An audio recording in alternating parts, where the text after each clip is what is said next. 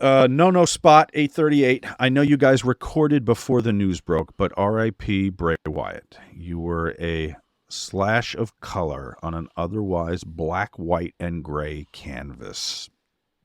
We will talk Bray in a bit. Kev, did you know anything? Like, I had heard about a heart condition. I heard he had COVID really bad. I heard That's that. true. Yes. And I think maybe the COVID might have led to some cardiac problems. But I'd heard like recently that they were talking about his coming back. Like it had gotten better to that degree where I think Mike was iterating that he was preparing to, his son was preparing to come back. Bray Wyatt, just to touch on this a minute, he was 36, I Yes. think, right? And you're right. His COVID brought. I think that there was an existing condition prior to COVID that was exacerbated by it. But the thing I wanted to bring up was that morning he'd had a doctor's visit, and I'll read this so I get everything correct. He'd had a doctor's visit. Wyatt was recommended to continue wearing a quote. This is from ITR Wrestling Inside the Ropes. Wyatt was recommended to continue wearing a specific type of heart defibrillator the morning of his passing during a follow-up appointment with doctors. Wyatt was just in the hospital the previous week due to a heart issue, and the external device was used to keep track of people suffering from sudden cardiac arrest. Authorities later found the defibrillator still in Wyatt's vehicle. Tragic.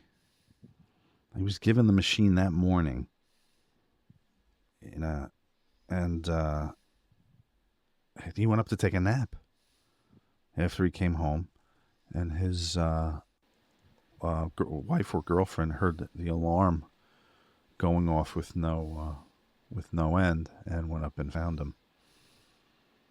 Wonder if anything could have been avoided had he hooked up that thing that day. Crazy. I always, we always talk about sometimes it's tough to watch the contemporary product. And I always say because of the time I came up watching 70s and 80s, I love characters. And I always enjoyed watching him because he had such a sense of that.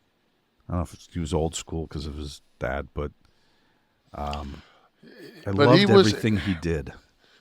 He was on a different plane. Like his thought pattern, when he came out with Wyatt and he had, Braun, those guys with him. It was like he had Brody with him.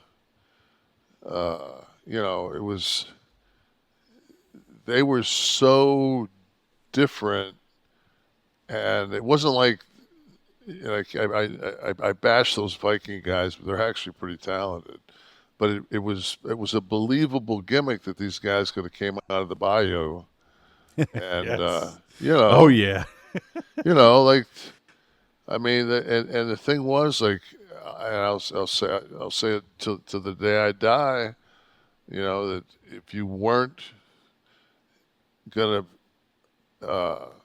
put over Bray at in Dallas at WrestleMania against the Undertaker, because to me I was at that show, man, and it was like it was time, and he was the chosen one. He was the one that could have, and he would have, it would have just put him over the top, and he didn't win, and I think it really, his push kind of took a shit, and then to turn around, and then they decide that Taker's going to give the belt to Brock, who is a legitimate UFC champion. I just don't see how that raised raised the stock in Brock Lesnar when you could have raised the stock in Bray. But That's why I'm sitting in my fucking condo.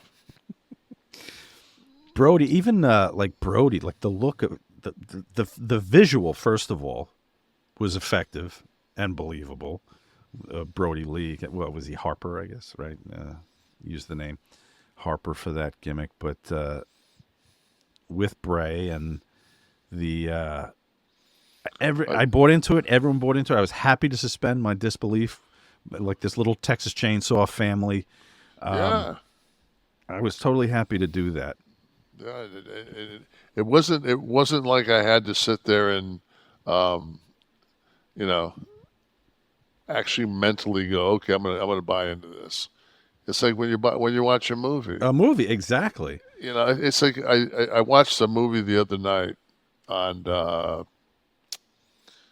what was it on? It was on Netflix. I don't know if you've seen it or not. It's called Kodachrome.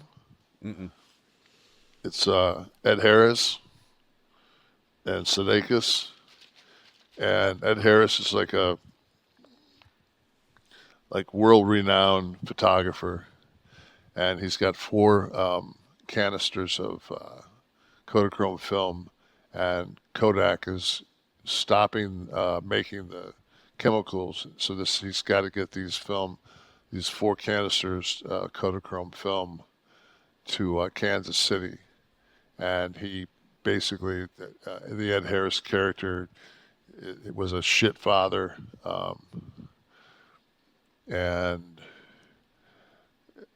it's just I mean I don't need to give it away because it just kind of gives it gives itself away because you know what's going to be on the film, and but it's like I'm sitting there and Ed Harris is in the back seat of this Saab, and they're making a road trip from where did it start? New York City. And Ed Harris is such a great actor that you're not watching Ed Harris. Like you immediately adapt that character is that character. And Sudeikis is came a long way, you know. And it was just one of those movies where I would have never ever sat in a theater and watched that, but my wife and I watched it for whatever it was, an hour and 54 minutes, and it was just like a nice little piece of cinema. Harris is a great actor.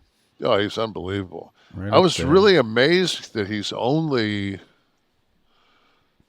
6 years older than I am. If that. I think it was the hair. He was always losing his hair, so it always made him appear. Yeah, but think about him on much Westworld, older, man. He looks old as fuck. Maybe they He probably smokes. added some years to it. Yeah, maybe. I'll wrinkle you up. Well, Yeah.